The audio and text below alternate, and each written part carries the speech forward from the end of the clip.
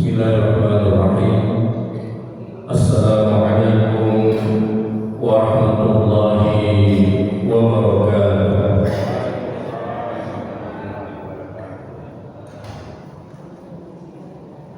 Innal hamdalillah nahmaduhu wa nasta'inuhu wa nastaghfiruh wa na'udzu billahi min shururi anfusina wa sayyiati a'malina. May yahdihillahu fala mudilla lahu wa may yudlil fala hadiya lahu.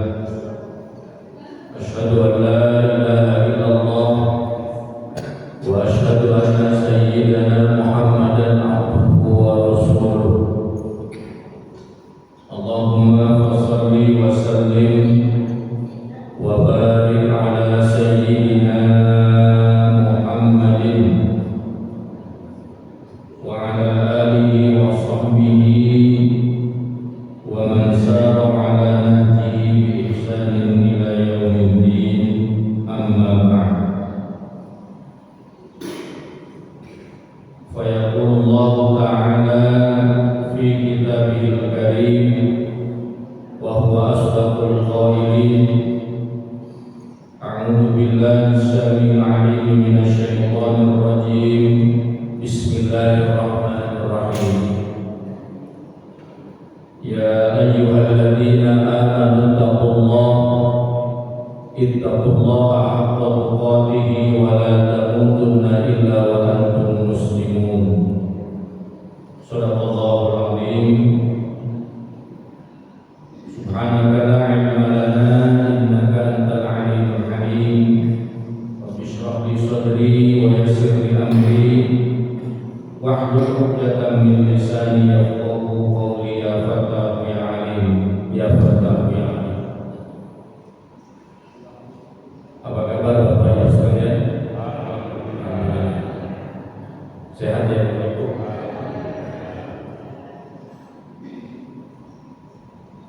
Pagi hari ini Allah takdirkan kita semua bertemu pagi hari ini. Bagaimanapun cara takdirnya, karena tentunya apa yang terjadi semua tidak lepas dari takdir dan ketentuan dari Allah Subhanahu wa Ta'ala. Bahwa keberadaan kita pagi hari ini di tempat yang mulia ini, yang pertama, sebagaimana doa yang kita bacakan setelah kita tidur itu adalah alhamdulillahilladzi ahyana ba'da ma amatana wa ilaihi. Artinya Bapak Ibu sekalian, kalau bangun tidur kita masih bisa baca doa itu, berarti karena umur kita masih ada. Betul tidak?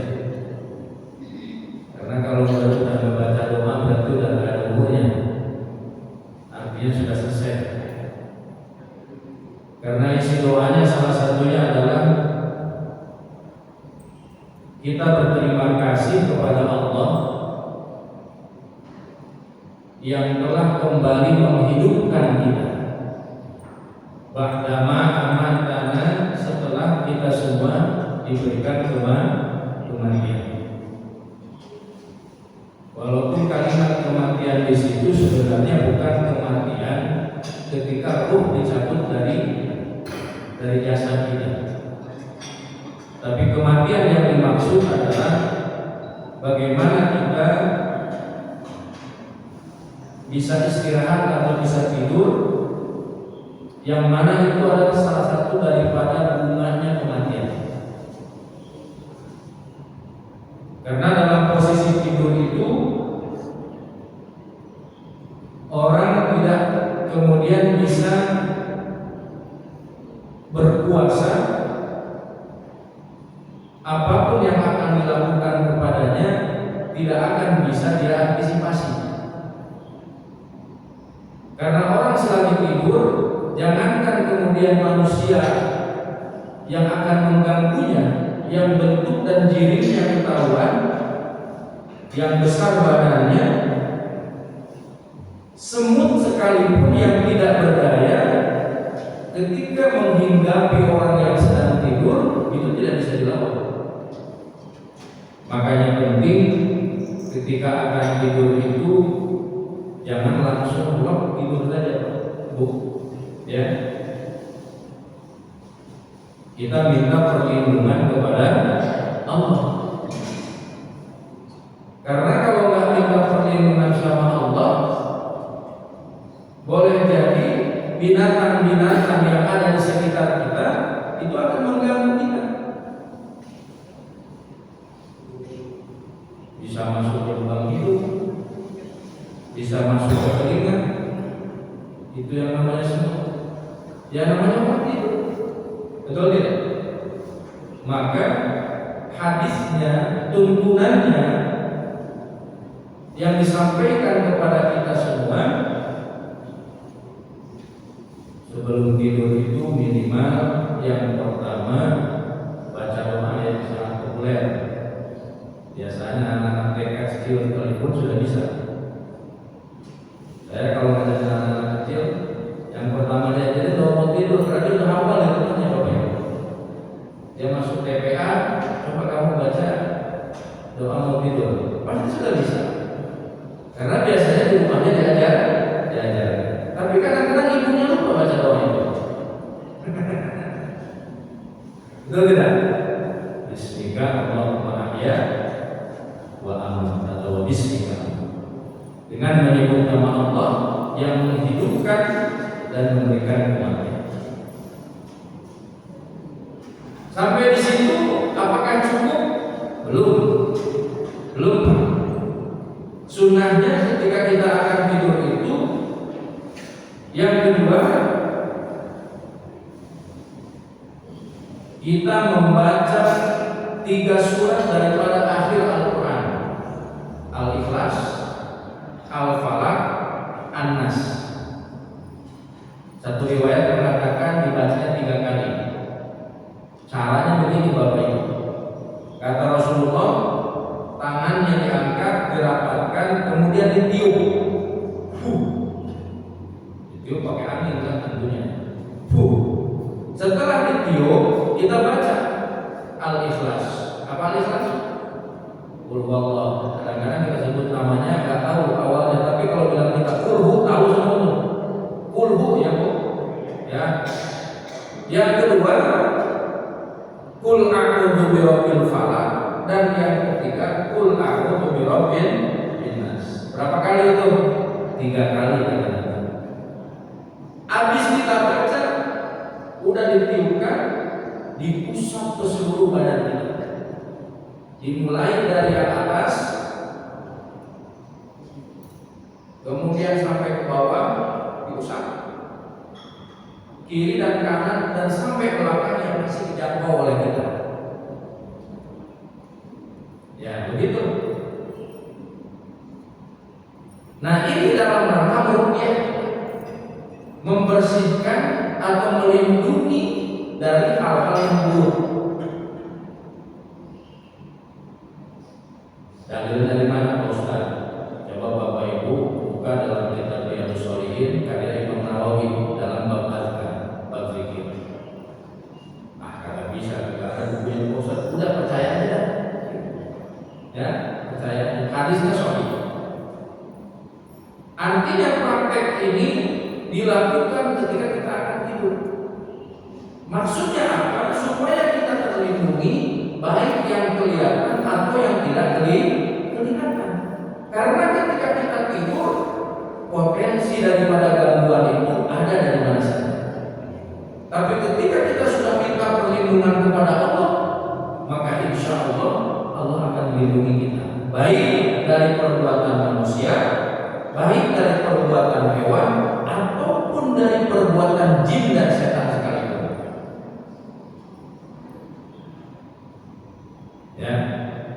Ya namanya orang tidur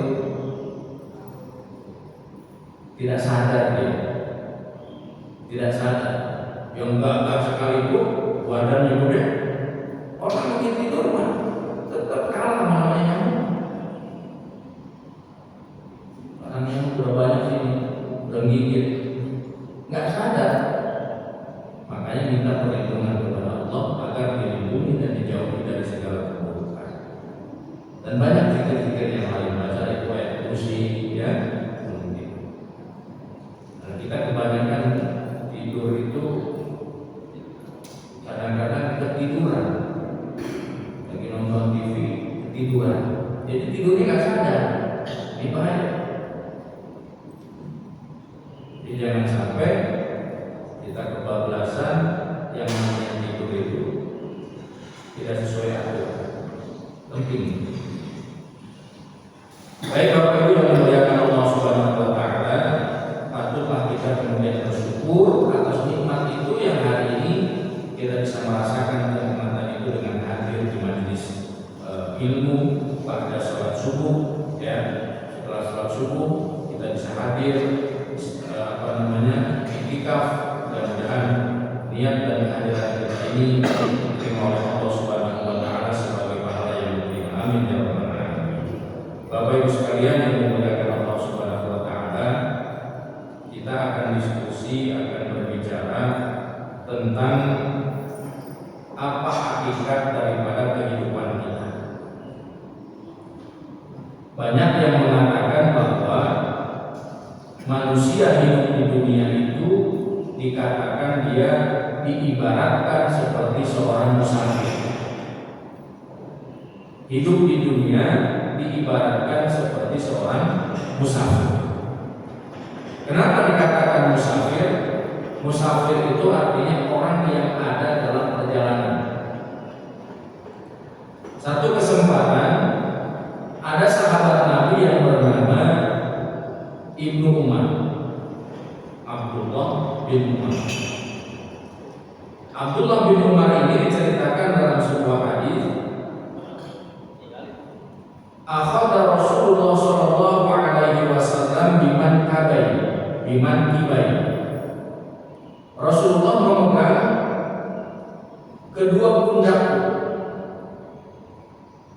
Kemudian Rasulullah mengatakan, kun fid dunya ka'annaka gharibun aw 'abiru sabil.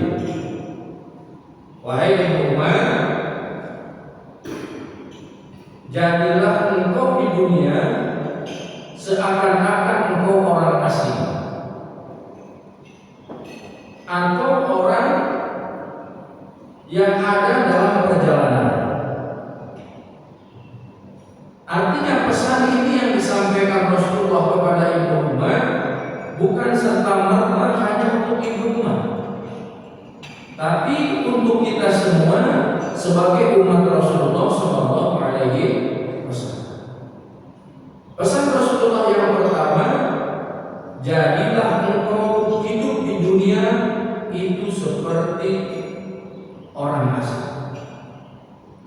Orang asing itu artinya pendatang. Pendatang itu biasanya belum punya apa-apa. Namanya pendatang, baru datang ke satu kampung, ke satu tempat. Dia nggak bakal merasa memiliki ini, nggak bakal merasa memiliki itu, nggak bakal menguasai ini, nggak bakal menguasai itu. Namanya juga pendatang, baru datang. Seperti bapak dulu pertama kali berangkat dari kampung halaman atau ibu berangkat dari kampung halaman ke tempat tujuan, maka di tempat itu kita apa-apa sewa, apa-apa pinjam. Mau tempat tinggal kita ngontrak, mau ke sana mau ke sini kita nyuruh orang, mau pakai tempat kita minta izin sama orang. Kenapa? Namanya pendatang, nggak punya apa. Begitupun manusia ketika hidup di dunia, kata Rasulullah itu seperti itu. Walaupun hakikatnya hari ini kita punya ini, punya itu, menguasai ini, menguasai itu, dibawa ke akhirat. Betul nggak? Ibu di rumah punya simpenan ada emas 5 kilo. Oh, ada 5 kilo di rumah emasnya. Hah? Ya. Bapak punya deposito sekian miliar, punya investasi tanah sekian hektar, punya apartemen berapa kamar, punya tanah berapa kapling, punya ruko berapa pintu. Kalau orang Betawi punya kontrakan berapa pintu. Tapi itu semua ternyata kata Rasulullah tidak akan menjamin seseorang kemudian itu semua dibawa. Itu kalau punya emas 5 kilo di rumah, memang sama ahli waris mau dibawa ke kuburan? Punya mobil mewah sekalipun, yang paling kita demen, yang paling kita suka, tetap pergi ke kuburan. Naik mobil jenazah, jadi pakai. Artinya bukan berarti itu semua nggak penting, tapi Rasulullah memberikan kesadaran kepada kita semua bahwa itu semua adalah aksesoris dunia. Hakikatnya kita nggak punya apa-apa. Sama aja seperti orang yang ada ataupun yang disebut di sini adalah orang-orang asing pendatang ataupun orang musafir. Orang musafir itu orang dalam perjalanan. Biasanya orang yang dalam perjalanan itu dia akan melakukan perjalanan tidak selama-lamanya. Maka hakikat daripada seorang musafir kita nanti bakal cerita apa yang dimaksud daripada hadis Rasulullah musafir ini.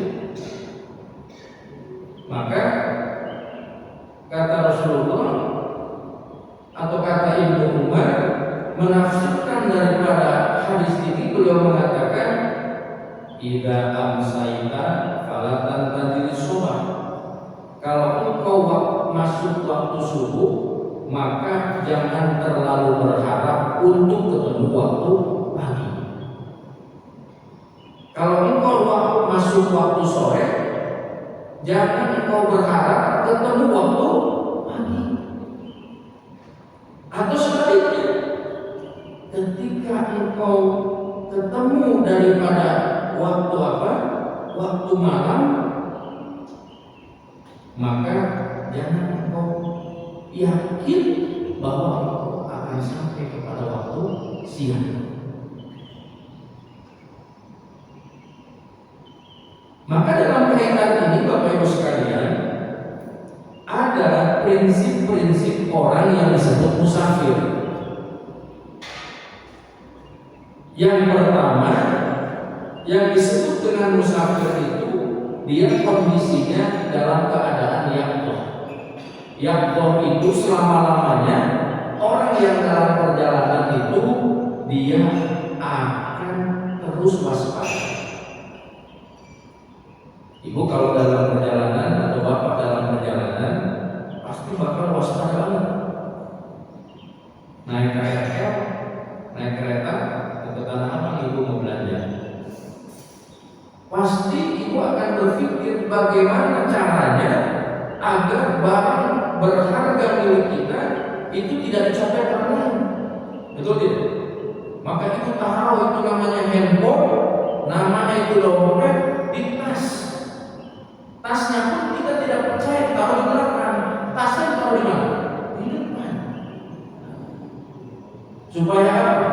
Supaya kita yakin bahwa barang bawaan kita itu tidak diambil oleh copet. Namanya di KRL mepet, orang ada aja yang cari kesempatan. Ya geser orang-orang, ternyata dompet, ngambil apa handphone. Maka perlu waspada. Dalam perjalanan pergi kemanapun, pasti kita akan waspada, akan hati-hati. Supaya apa? Supaya apa yang kita miliki itu tidak diganggu orang lain. Atau yang kedua, orang yang dalam perjalanan itu dia memiliki kewaspadaan yang tinggi, hati-hati. Maka dia perlu memastikan apa yang dilakukannya itu harus sesuai tujuannya. Bapak Ibu, kalau mau pergi ke satu tujuan, ke satu tempat, berangkat dari rumah, kita akan atur semuanya. Mulai dari perjalanannya, mulai dari kendaraannya, mulai dari bekalnya, kita harus pastikan bahwa kita bakal sampai ke tujuan. Coba deh kalau kita mau mudik, persiapannya nggak cukup sehari, betul? Udah kita siapin segalanya. Maka falsafah ataupun kebiasaan orang yang dalam perjalanan yang pertama adalah yaqzah, maka dia akan waspada. Nah ini berarti kehidupan manusia yang dikatakan itu seperti musafir, kita pun mesti waspada dalam hidup. Apa kewaspadaan dalam hidup? Jangan sampai kita kemudian waktu yang kita miliki atau kesempatan yang kita miliki tiba-tiba hilang. Karena waktu yang kita miliki terus bergulir, terus berkurang. Memang dikatakan orang tambah umur. Kalau namanya milad ulang tahun itu namanya panjang umur atau nambah umur. Tapi sebenarnya hakikatnya umurnya berkurang. Kenapa? Karena hitungan Allah itu kalau dia misalnya jatuhnya 50 tahun, sudah 40, berarti berapa tahun lagi? 10 tahun lagi. Yang tadinya 11 tahun berkurang menjadi 10 tahun lagi. Maka jangan sampai kita rasakan bahwa nggak kerasa ya umur, tahu-tahu udah kepala 5, tahu-tahu udah kepala 6. Ini yang benar. Maka waspada. Dan Rasulullah itu pernah berwasiat, berpesan, kata beliau, manfaatkanlah 5 perkara sebelum datang 5 perkara. Iktanim khamsan qabla khamsin. Jadi yang 5 ini dimanfaatin sebelum datang yang 5. Salah satunya adalah ayat taka qabla mautika. Manfaatkan masa hidupmu sebelum datang masa kematian. Yang luar biasa itu kan, yang merugi itu kalau orang ujuk-ujuk biar kaget tiba-tiba mati, Pak. Tiba-tiba mati. Kenapa dia kaget? Karena belum siap bekalnya. Dulu dia masih kerja, masih dinas, dia ngomong, ada yang ngajak temannya, Mas, ke masjid itu. Kita ke masjid, kita sholat jamaah. Kali-kali ke masjid kalau begitu. Nah, Mas, kita ke masjid kalau udah pensiun. Pertanyaannya, apakah betul umurnya bakal sampai kepada pensiun? Maka hayataka qabla mautika mengingatkan kepada kita masa hidup kita dimanfaatkan sebelum datang masanya. Yang pertama. Yang kedua, wasihhataka qabla saqamika, manfaatkan sehatmu sebelum datang sakit. Sehat tuh 5 benar ya? Sehat tuh memang benar. Kita dikasih sakit dikit aja, masya Allah, nggak bisa makan. Ibu kebanyakan makan daun singkong kok, sambulan naik.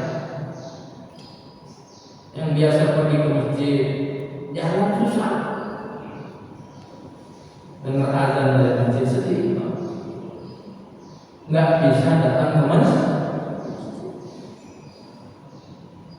Ibu, bapak mungkin masih ingat dulu masih muda bagaimana kuatnya kita, gagahnya kita, ya, ada olahraga apa aja oke, ya, main bola aja 42 kali 45 menit oke, perpanjangan waktu juga masih oke. Sekarang coba bapak lari 5 menit sebelum kita jalan, mas.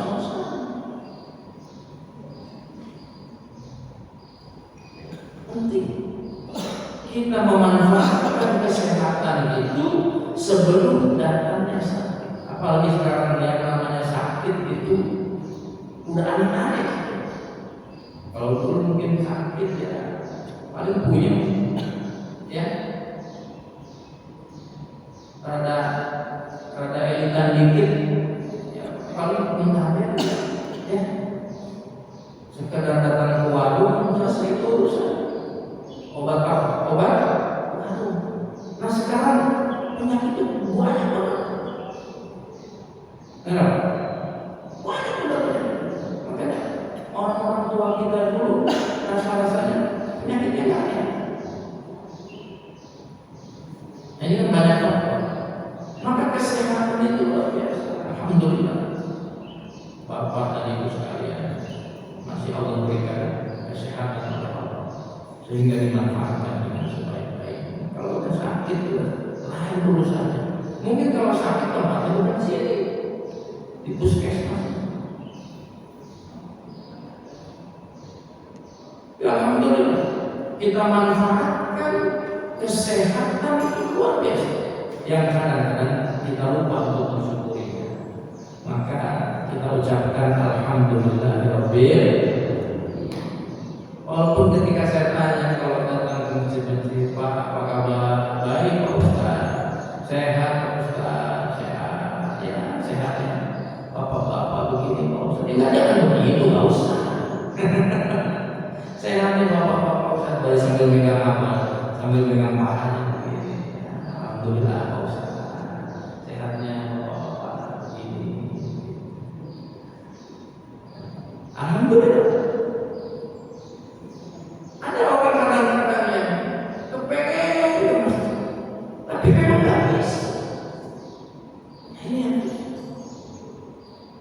Yang repot itu dia bisa ke masjid tapi nggak datang ke masjidnya. Sayang. Maka nggak terasa kesehatan itu masih berkurang, makin berkurang. Maka manfaat. Ada yang ketiga, orang itu bermasalah dalam urusan waktu, sibuk banget. Ini bapak-bapak kayaknya udah masuk fase menikmati hidup. Ya Pak ya, bawaannya sederhana, santai, ya.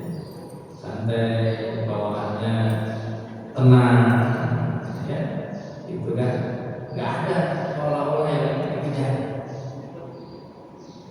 Saya sering ketemu sama orang tua, dia bilang di sini mau Pak Ustaz, jamaahnya itu jamaahnya sudah menikmati hidup kita. Baru sebelumnya nggak menikmati itu dia. Menikmati hidup. Ya. Biasanya dia sudah pensiun, sudah tenang. Pagi-pagi hiburannya apa? Pagi-pagi hiburannya kan dari cucu bawa tas di sebelah kanan ke sekolah TK. Itu hiburannya. Ya, nganterin cucu. Wah, cucunya dibawa, tasnya digendong sama kakeknya. Nikmat. Ternyata ada masalah dalam urusan apa? Ketika waktu luang itu dimanfaatkan sebelum masa apa? Masa sibuk.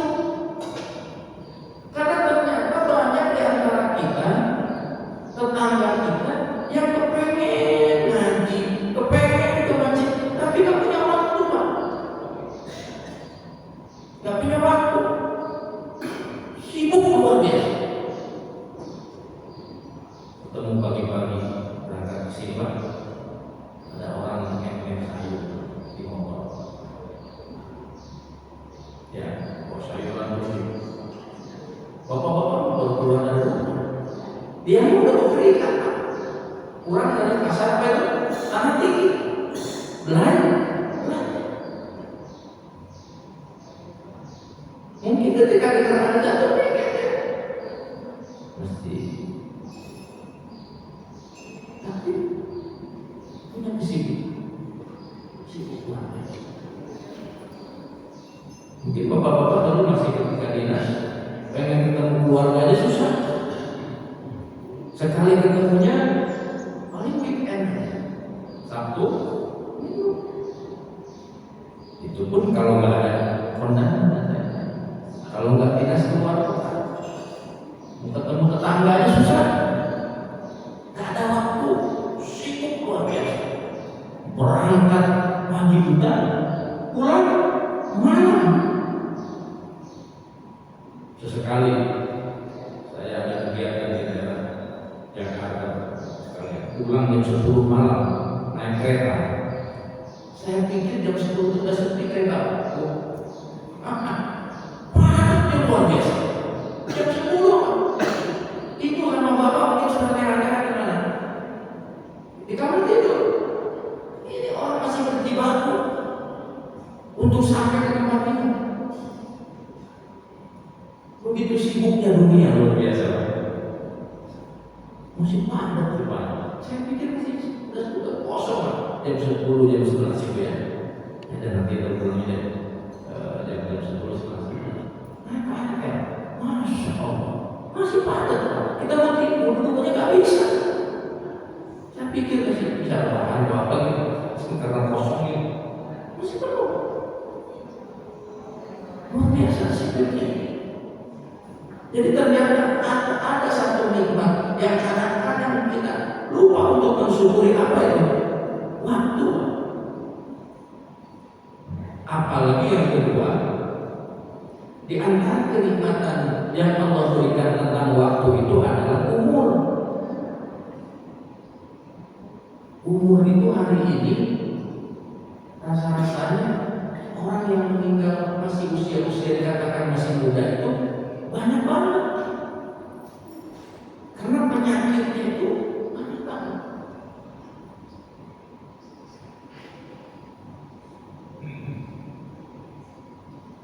Belum tentu yang kemudian Bapak Ibu rasakan hari ini usia 60, 50, 70 masih sehat, masih pergi ke masjid. Orang lain itu mungkin umur 30, umur 20 sudah ada. Ya namanya umur kita tidak apa-apa. Karena itu rahasia dari Allah. Yang pasti kita minta banyak umur gitu ya. Tapi masalah rahasia itu tidak ada. Maka itu patutlah kita bersyukur tentang itu. Ya Allah, terima kasih Allah masih berikan umur kepada saya, masih berikan nikmat kepada saya, masih berikan kesempatan kepada saya. Maka kesempatan itu kata Rasulullah manfaatkan. Ada masa senggangmu sebelum datang masa daripada isi. Nah itu ada 5 yang antaranya disampaikan. Bagus sekalian yang dimuliakan Allah Subhanahu Wa Taala. Yang pertama tadi falsafah daripada seorang musafir adalah ya Allah, yang waspada. Yang kedua, ciri orang yang ada dalam perjalanan yang sedang merantau adalah qimatuziyah. Apa qimatuziyah? Qimatuziyah itu dia berupaya untuk mengumpulkan bekal sebanyak-banyaknya. Jadi falsafah orang yang ada dalam perjalanan, orang yang merantau, maka yang dipikirkannya apa? Kumpulkan sebanyak-banyaknya bekal. Saya salut kalau Bapak Ibu sekalian. Mungkin dari sini ada yang disebut dengan warung Madura itu ya. Ya kan 24 jam. Teman-teman luar biasa ya. 24 jam. Tidak ada tutupnya. Maka kata Habib orang Madura itu yang viral. Tutupnya pas kiamat ya itu setengah hari. Bercanda dia, memang orang Madura ya, Habib ada. menyumpahkan kepada kita, kalau orang ada dalam perjalanan, kalau orang ada ketika dia pergi ke satu tempat, maka dia akan mengumpulkan bekal sebanyak-banyak. Untuk apa? Untuk pulang. Karena dalam pikiran dan gambaran dia nanti per 3 bulan akan pulang kampung, membawa hasil usahanya, dibawa kemana? Ke kampung.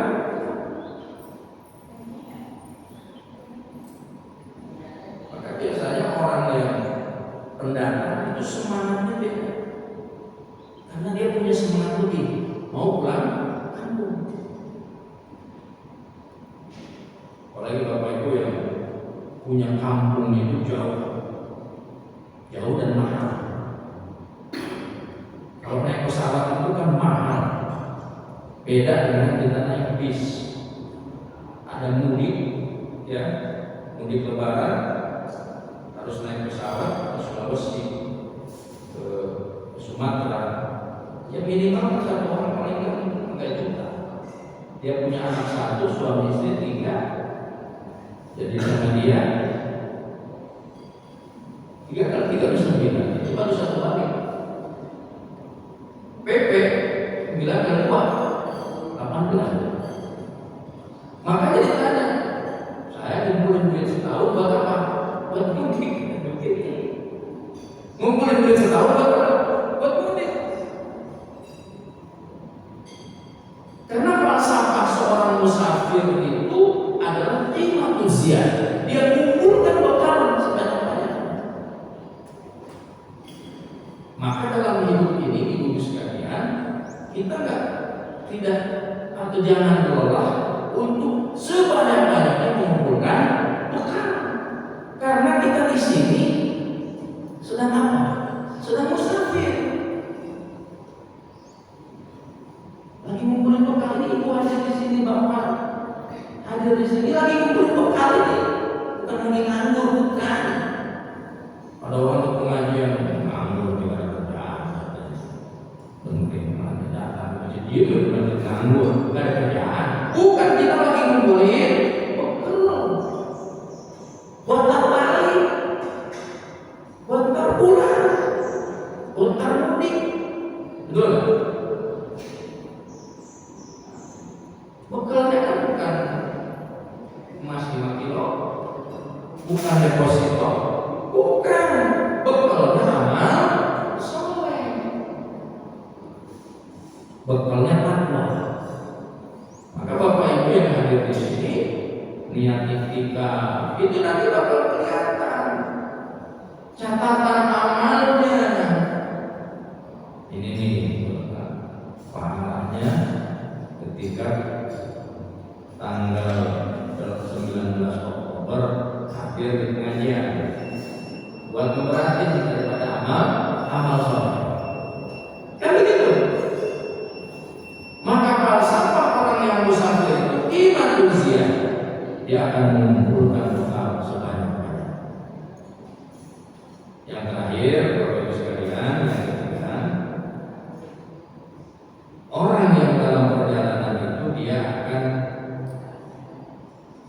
memiliki falsafah zikrul maut, ingat pulang. Zikrul, ingat pulang. Bahwa kita nggak selama-lamanya di sini. Kita bakal pulang. Banyak saudara kita yang udah duluan begitu. Pulang. Siapa juga yang mau betah-betah di dunia, Pak? Ya kan? Pasti bakal pulang semuanya. Masalah waktu, kapan, di mana, itu rahasia. Gak ada yang tahu. Tapi kita berdoa, mudah-mudahan akhir hidup kita adalah husnul. Kan begitu doang. Kita nggak usah ribut. Ada satu orang Arab Badui nanya sama Rasulullah, ya Rasulullah, mata saat kapan dia itu? Wah, dia sibuk nanya kapan dia kiamat. Orang sekarang juga begitu. Itu ketularan kelakuannya. Udah prediksi 2012 kiamat. Kan masih ada sekarang dunia ini. Ada yang sibuk memprediksi kapan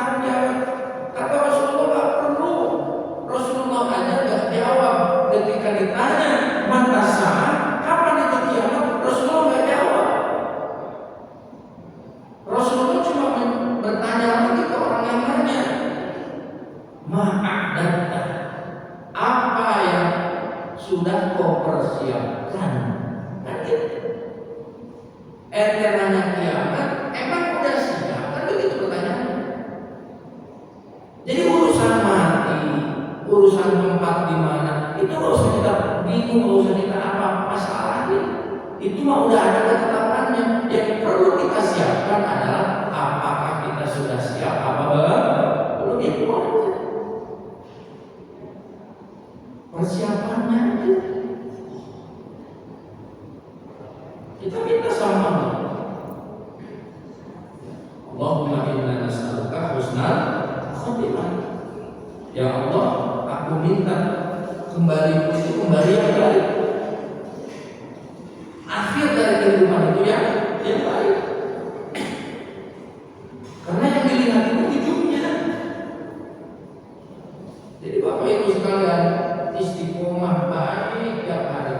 Karena apa? Karena kita nggak tahu di mana ujung kita. Akhirnya di mana kita nggak tahu. Tapi inilah yang kemudian jadi PR kita. Kita menyiapkan kembalinya kita itu kembali dalam keadaan.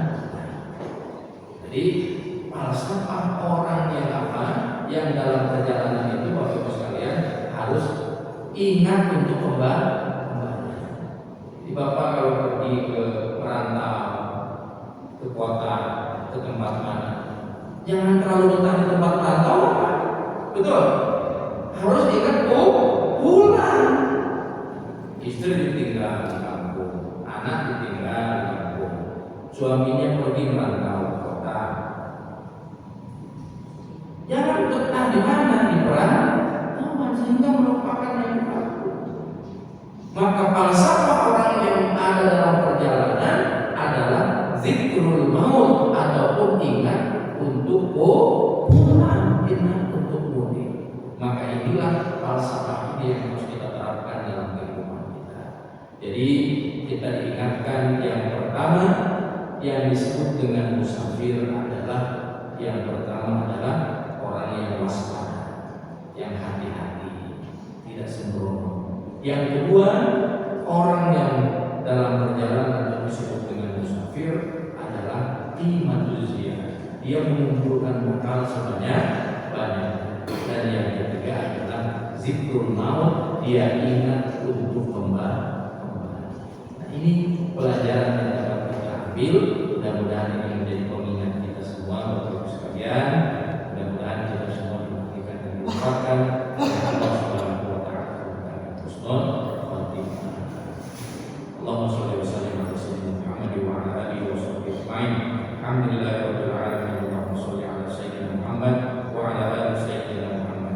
Allahumma ij'al jama'ana jam'an marhumah wa tafarraqana min ba'dihi tafarruqan ma'sumah. Rabbana la taj'alna dhanban illa ghafartah wa la hamman illa farajtah wa la maridan illa syafaitah wa la hajatan min hawaijid dunya wal akhirah illa qadaitaha wa yassartaha bi rahmatika ya arhamar rahimin. Ya Allah ya Rahman ya Rahim, kami panjatkan puji syukur kehadirat-Mu ya Allah atas nikmat yang Kau berikan untuk kami ya Allah. Ya Allah, terima kasih Kau telah hidupkan kami, telah Kau berikan kenikmatan untuk kami, telah Kau cukupkan seluruh kenikmatan untuk kami. Ya Allah, ampuni segala dosa dan khilaf kami, dosa dan khilaf orang tua kami, ayah ibu kami ya Allah. Ya Allah, ampuni dosa khilaf keturunan kami dan anak kami, orang yang telah memberikan kebaikan untuk kami dan orang-orang yang telah memberikan kebaikan untuk kami dan keluarga kami. Ya Allah ya Rahman ya Rahim, jadikan perkumpulan kami perkumpulan yang penuh dengan rahmat-Mu, penuh dengan ampunan-Mu, penuh dengan maghfirah-Mu ya Allah. Jangan Kau pisahkan kami ya Allah dari tempat ini selain Kau ampuni dosa kami. Jangan Kau pisahkan kami ya Allah dari tempat ini selain Kau tutup rapat aib-aib dan kesalahan kami. Jangan Kau pisahkan ya Allah kami dari tempat ini selain Kau sembuhkan orang-orang yang sakit di antara kami. Ya Allah ya Rahman ya Rahim, kami titip ya Allah, kami titipkan kepada-Mu ya Allah diri kami, nyawa kami, hidup kami, anak-anak kami, keturunan kami ya Allah. Sungguhnya Engkau lah yang maha melindungi, sesungguhnya Engkau lah yang maha pengatur. Ya Allah, jadikan akhir daripada hayat kami adalah husnul khatimah. Jadikan amal-amal kami adalah amal yang terbaik di sisi-Mu ya Allah. Hiasi dan berikan kepada kami ya Allah seluruh kehidupan kami adalah ternilai ibadah di sisi-Mu ya Allah. Rabbana khasirin. Rabbana atina fid dunya hasanah wa fil akhirati hasanah wa qina adzabannar wa adkhilna jannata ma'al ya aziz ya ghafar ya rabbal alamin.